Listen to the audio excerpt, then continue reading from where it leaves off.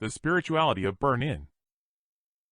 A quick note about burn-in as it relates to computer hardware. From Wikipedia. Burn-in is the process by which components of a system are exercised before being placed in service, and often, before the system being completely assembled from those components. This testing process will force certain failures to occur under supervised conditions, so an understanding of load capacity of the product can be established. The intention is to detect those particular components.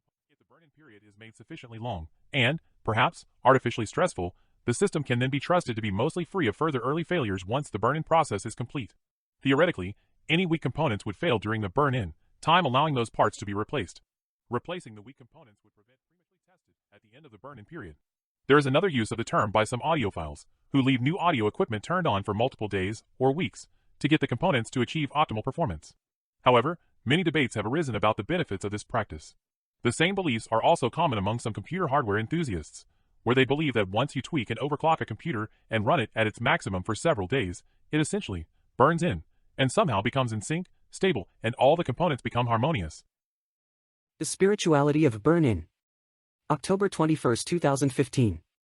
When computer hardware has a chance to settle in and sync into harmony within the clock and frequency ranges, all of which improve over time or with the progress of technology so fast as to prevent any real stability and capability, burn-in is still an observed phenomenon that is yet to be proven. Progress of technology so fast as to prevent any real stability and capability, meaning, you don't even have time to fine-tune, nor notice this effect because you are already replacing your computer with a newer, faster generation. This is the longest I have had my computer.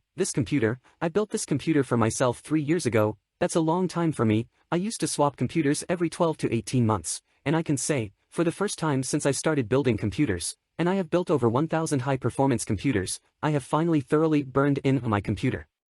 Now this phenomenon could be attributed to the affection I have built up over the years of using it, or it could be that the BIOS and firmware for the components within the computer have improved, or it could be that I finally got the right balance of overclocking and cooling, or it could be that as I swapped out and upgraded some of the components I added performance and increased my appreciation incrementally, but even with all the last mods and upgrades and tweaking, a full year of stability and performance has passed and things are as rock solid as ever.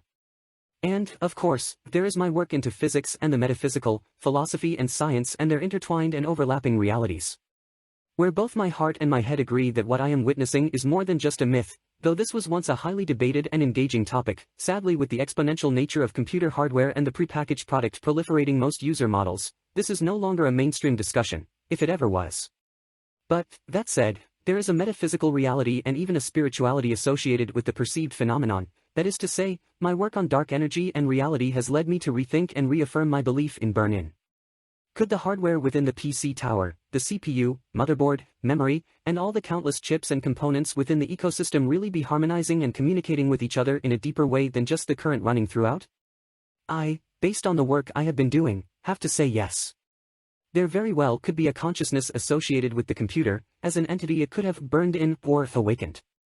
I know, on the surface, this is completely illogical. But factoring in the concept that the universe and everything in it is alive, wouldn't it make sense that a highly advanced computer would evolve a spirit, if you will? Even reducing this abstract exposition, one could come to some consensus that, within the components, the electrical charge and material contacts have harmonized and somehow equilibrated and embraced their connections.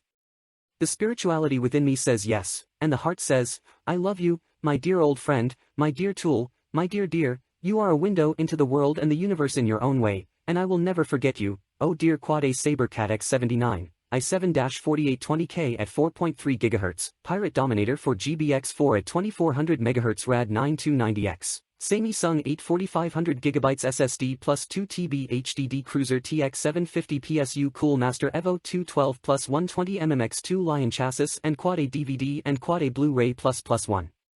For today, computer hardware has finally pulled back from its exponential pace of progress and upgrades are no longer the value they once were, and with the ability to upgrade many key features of a computer like mine, I see many more years with the same platform, and with this stability and appreciation entangled in my subconscious, I'm a happy camper.